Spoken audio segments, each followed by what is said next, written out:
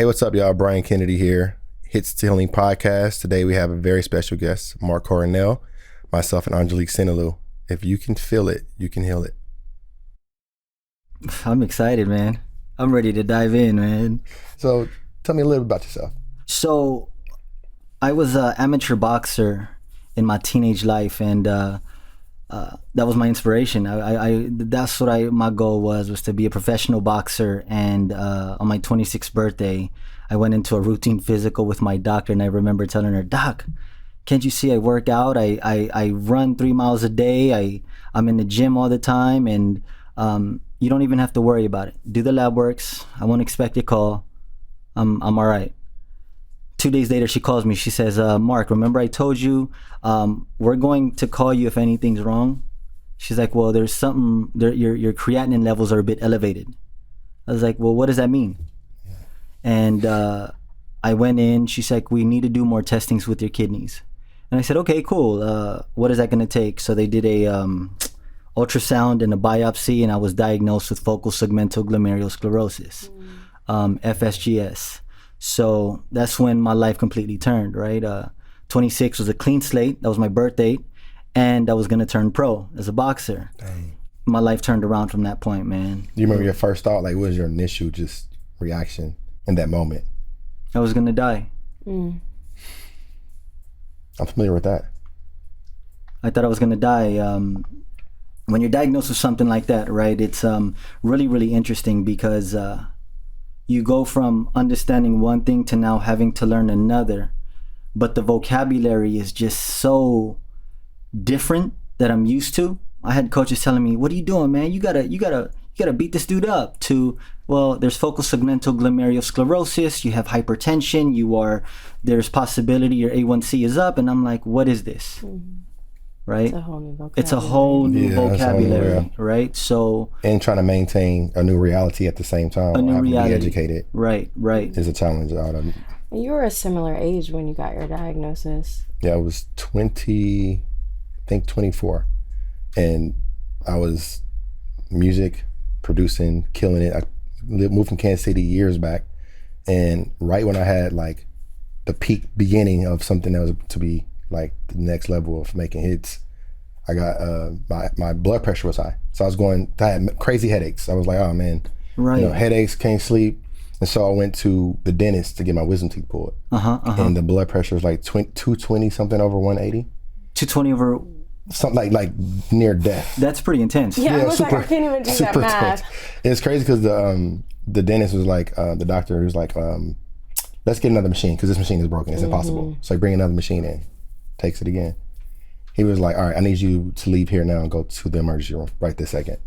And I was like, wow. All right, cool. So I didn't go to the emergency room. I went to Boston Market, got something to eat. I was like, let me go home and get some DVD just in case I'm be emergency room for what? Right. And then I told my mom my blood pressure. My auntie's a nurse, and she was like, if you don't stop playing around, get to the hospital. And the same thing, I go in, I check in. I give the lady at the front desk the actual note. And then like 2 or 3 lab coats came back and was like, come with us. Almost like an emergency. Oh, wow. It's like, we're gonna drop your blood pressure and we have to admit you overnight. I'm like, why? What's going on? Right. And then they did that, and the doctor came in, and the first thing he said was, why are you here? Did you not take your medication? I'm like, I'm not on medications. He's like, well, why are you here then? I'm like, I don't know. I was told to come here and check. Right. He was like, okay, well, let me see. He started Googling stuff, and he was like, it could be this, it could be that. Just kind of kind of not like tapping in with me in that way. Right. And it's kind of like, felt like I was getting harassed. And I was like, well, he said, where are you at this hospital? I was like, I live down the street. Fast forward, did a biopsy. I was diagnosed with FSGS. Right. Same thing. And my world flipped upside down. That same week, I had sessions with all the artists that I wanted to, and then I had to cancel everything and go to the reality. And FSGS causes scarring to the kidney. Scarring to the kidneys, right. And that depletes the function of the kidney. Right. Okay. Right. The other thing is, and the thing I still don't understand, well, there's a few things I don't understand. I guess I'm not the only one about FSGS specifically, is one, they don't know the cause, or what is the cause? Does it cause blood pressure to go up and that affects the kidney or is there something else going on? Is it kidney itself? Also, the other thing was the misconception I think that they had that predominantly affects children, but I've seen just in my time with Brian is that it also disproportionately affects Black and brown people. Right. And that age can be, like, say it's not it's an adult, maybe a young adult, 24, 26, as opposed to some kids who are very young, almost, 1 year old, 2 years old, 10 years old. Do you have any insight on that? Because I always wonder. So, they have something called primary and secondary. Mm-hmm. Mine was idiopathic, where they couldn't find if there was a genetic gene with that, Mm-hmm. if there was any form of, did any of my family members had that. I felt like at that point, I just picked a straw. They said, pick a straw. You pick one, and I got the shortest one from everybody else. Yeah. We're talking about 38 million people are fighting chronic kidney disease right now. You got 100,000 people on the waiting list for a kidney transplant. And then you got this small group of people who have FSGS that are like, well, where do we fit in? Do we fit in with the people who have normal kidney failure? Do we fit in with this demographic of people who have kidney failure? Or do we find our space with people who have something in common? Where you want to find community, right? Because when I started to look at these different organizations, that's when I started to find the common in unity. Yeah. Right. And that was really, really tough to do. And I don't know about you, Brian, but when I was first diagnosed, I had seen a doctor. They said, you're going to need to see a nephrologist. And I want to show you something real quick, because I did definitely bring some props for you. All right. So this is how many medications I was put on overnight. Wow. All right. So I went from protein shakes to this many medications overnight, and I needed to know what every single one of these did. And the reason why I kept this was because I wanted to just see how many medications I have to take for the next 6 months, and I just kept it as one of my trophies. Of course. Whoa. Yeah, of course. Yeah. Yeah. So you have an individual who has drank protein shakes his whole life, maybe even like a couple Red Bulls once in a while when I'm tired. But imagine a 26-year-old kid whose life's now changed. You're 26, you have your friends, and hey man, you want to go out tonight or something like that? Like, my whole life had completely turned around, right? I couldn't box anymore. I was like, well, can I box still? Your kidney's very jeopardized. Mm-hmm. Right? And that's your passion too. Yeah, that was the love of my life, man. That was my therapist. That was my best friend. That was everyone has their passions in what they do, where they can go away from problems and they can find something to take them out of the levels of stress that life brings you. That was mine. Mine was boxing. Wow. And just like that. Just like that, man. It was like, well, we're taking your breath away. What are you going to do? How did you, I'm holding this bag. So it's like, Man. and that's why I wanted to hold it, because it's tangible, as something really real. And I'm thinking about patience, and I think about the life-changing, and how you said 26, I think about 24, and how does an individual even conceptualize taking medicine at a certain time of day, taking it with food, taking it with certain liquids, taking it before you go to bed, taking your medicine with you. How do you travel? And I'm asking these questions because I think about people, and I think your life has already changed so much, and you have to take the medicine, right? So that you can continue to live. But taking the medicine is affecting how you live. Not only is it affecting your lifestyle, but it's affecting your mental health. It's affecting, there's other side effects from the medicine. And when you have this much, right, you have side effects upon side effects upon side effects.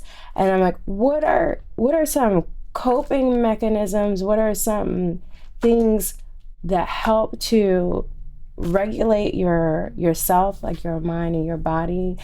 I think about the lines at the pharmacy, and dealing with the calls to make sure that the medicine is there, waiting in line for however long, medicine not being there, conversations with your doctors. I'm saying all these things, but this is very much part of the patient's journey. This is our lifeline. Yeah, I have a whole another life at the pharmacy line. I probably spend I don't know how many months of my time in a pharmacy. Right. Waiting, or this is not here, or like at Walgreens. I mean, sorry, at a certain thing I go to. Certain It's like, pharmacies they don't have. They're like, oh, we don't have it. Maybe they have somewhere else. And I'm like, yo, this is like my life though. Like 2-3 days when I have a medication can change my whole entire How thing. many medications are you on? I'm on right now. Yeah. You ready? Y'all ready? I'm ready. 15 a day, 105 a week, 420 a month, 5,040 a year just to stay alive. 5,040 pills a year just to stay alive after this kidney transplant. It's about the same. Yeah. No question, 9 and 9 every day. I have to take 3 liters of water a day. No question. I am very, very disciplined. They call us compliant patients, right? Where we are on the dot, by the dot, on the hour, by the minute, by the second. There's just no, if my whole life stopped, 9 and 9 wouldn't. Yeah. Right? Do you think that's connected to your boxing, like that level of discipline? Because I wasn't like that. Because music is like whenever you feel like it, when you want to do it, and I kind of sometimes was rebellious about 100%. I knew that every morning I had to wake up at 6 o'clock to run. Because someone is doing the same thing and he's gonna beat me by throwing a specific punch that would catch me because I wasn't on my guard, that I didn't do my homework before I got into that ring, right? So this whole life is a fight. This whole life of fighting kidney failure or just any chronic illness is a fight, right? How, for somebody who's so regimented, how did kidney disease affect that regimen? Because there's a loss of control over your body and how you're feeling. And were there times where you felt in conflict with what your regimen was, what you normally do? You get up at 6 a.m., but then it's you can't get up at 6 a.m. or you have an emergency visit to a hospital. And how did that affect you? That's a great question. So the way I can explain it is if we took off if you were playing the piano, you broke a couple fingers, you got to get into another instrument to play. So what I did was I really had to just transition. For a fighter, I want to be at the top shape of my life to perform. With being a person who is ill, I want to be at the top performing level as well. But that also requires sacrifices. That requires looking at my calorie intake to saying and making sure that I didn't eat a lot of salty foods or high potassium levels of specific fruits, because my wife would take me into the hospital because a lot of the water that I could drink while I was on dialysis was to a minimum of 16 milliliters. So that's like a little glass of water, and I had to only drink that for 2 days. That's a 2-day supply for me. A 2-day supply for me. On top of that, I couldn't urinate. I couldn't urinate for 2 years. And I was dependent on a machine to urinate for me. I think about men specifically. I think that women sometimes, and maybe I'm speaking for myself, but I think that we're sort of trained to talk about certain things, with parents or woman to woman. As men, I have found that it is sometimes more difficult to talk about things. We're talking about the changes that we see in the bathroom, how we use pain, discomfort, blood and urine. I'm saying that because there's a stigma, I think that we were talking about this area right here, and that is directly related to manhood, and that's how we perceive. But I would love, I know I'm looking at you guys, not to be like talking about that stuff, but I think it's important. It's important when you said you couldn't urinate for 2 years, or maybe before diagnosis, were there things that you noticed but you ignored or felt uncomfortable talking about it because this private area is so linked to really like manhood. Right. That's real. Like, wait, can I give you these? Of course. I was like, wow. No worries. It was like my box of chocolates before it stopped. I was like, of course. I just keep looking at this on the reflection, right? I'm just like, wow, thank you for giving that back. And it's really an amazing topic of discussion because a lot of people can't collect and hold their pills because they usually take it and throw it away. Yeah. But if you look at the day in the life, this is what it's really like, I think about that like how, and I hit my journey for that very reason, which you described. I said, well, if I'm too vulnerable, or if I share my story, you know, my whole existence was music, and I finally made it to the space I thought of. Right. So I said, let me conduct myself. And for me, it was the opposite. So I would use the restroom like 40 or 50 times a day. Me too. It was inconvenient. Right. I was like, restroom. And I'm in the music industry, right? So if you go to the bathroom one too many times, people are going to assume you're doing something else. So I'm like, okay, how do I not look like I'm partying, as they say? Right. Because I wasn't doing none of that. I'm like, that's another thing too. I wasn't doing none of that. I wasn't doing a lot. I mean, my diet was kind of off. And so I would try to figure that. And so I would actually hurt myself by holding it in. So I would actually pretend that I have to use the restroom for like hours at a time. Right. But I'm in the studio working with Rihanna. I'm in the studio just trying to look normal, trying to feel normal, blend in normal. Right. And I don't know, like to your point, it took me, I had to really take my time to say like, all right, if I'm gonna share my story, I'm gonna do it. You know what I mean? Right. And something happened one day where I was like, man, maybe it's not for me.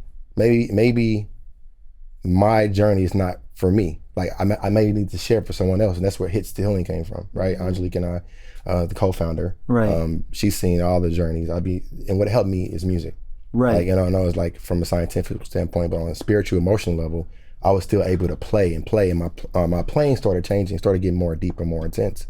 And as I was playing, I was getting downloads from God.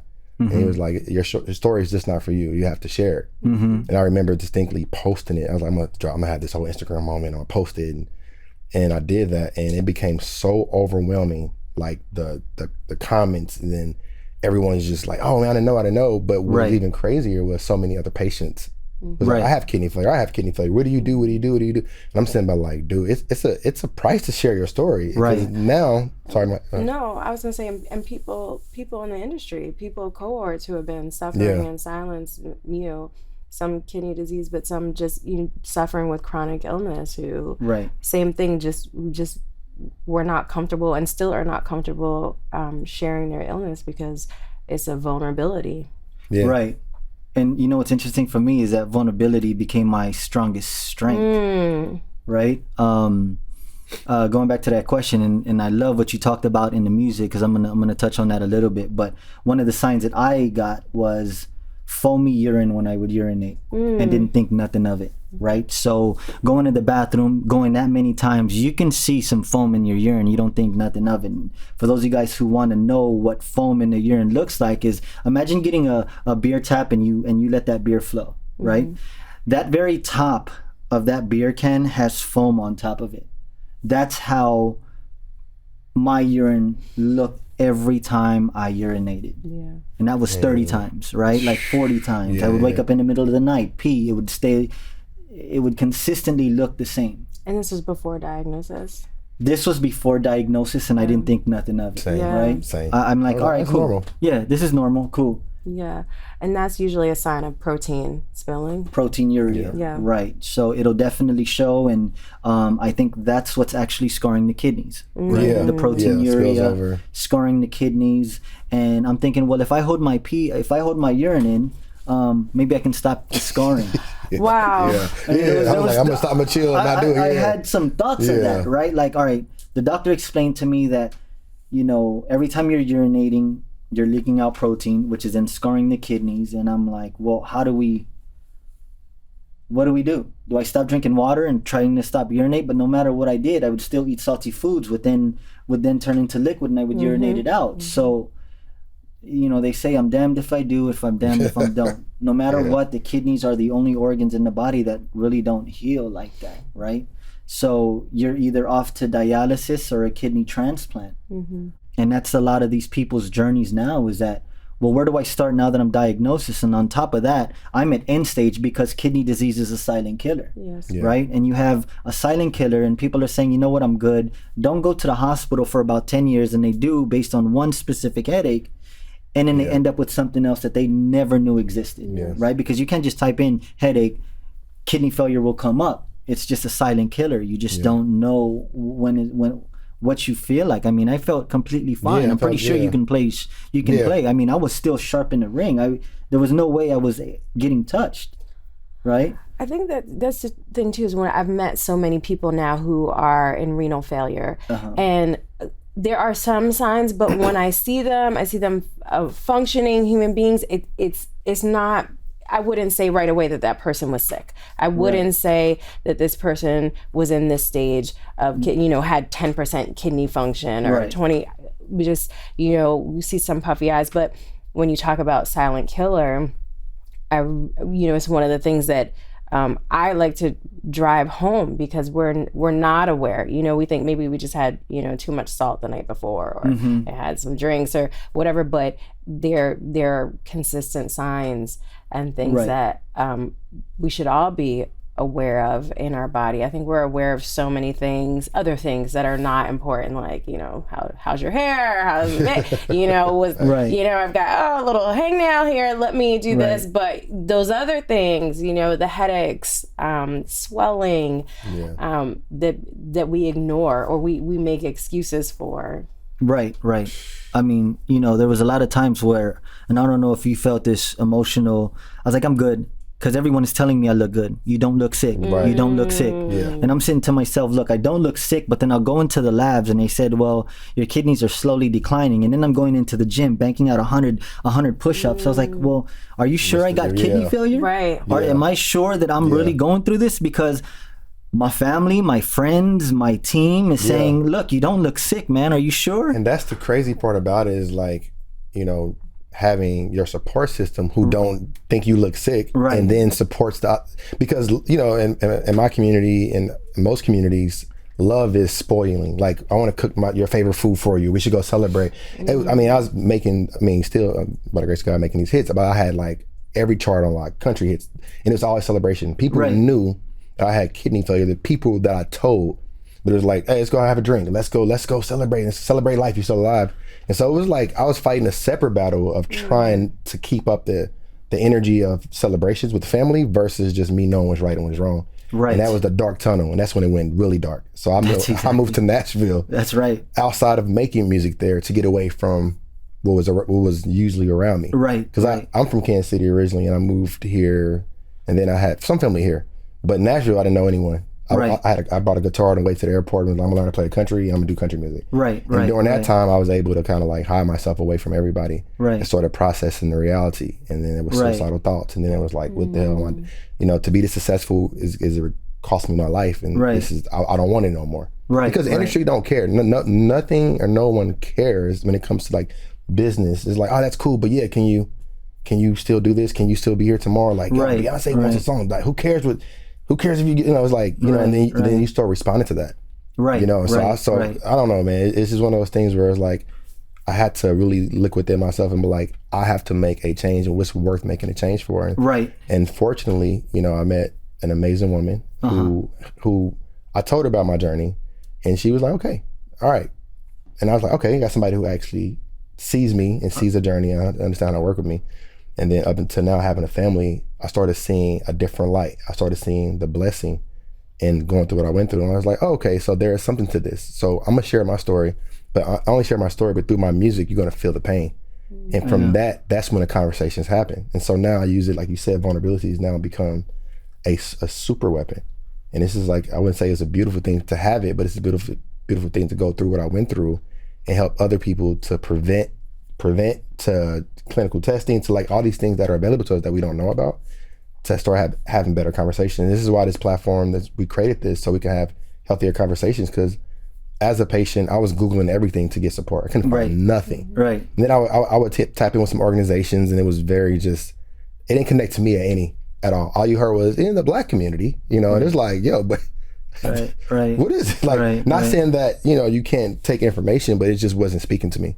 And I had a hard time figuring it out. And so that's why we are sitting here now. And I'm so grateful for you even coming here sharing your story. Because you're someone I look at in your page, and you inspire me all the time. Thank you so much. I need to step it up. You're making me feel like, you know what I'm saying? Like, yo, the number. Because I avoid knowing how much medications I take. I know I'm taking medication, but I don't want to know. But now I'm starting to be like, yeah, I know. Like, but it's empowering how you're utilizing that. Here's the thing, and the reason why I started to learn more about my journey is because of this.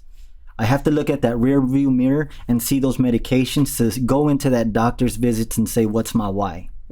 Because if I don't, one of the interesting that's going to happen is, well, we can give you this medication and you'll be good to go in 6 months. I did that for 11 years.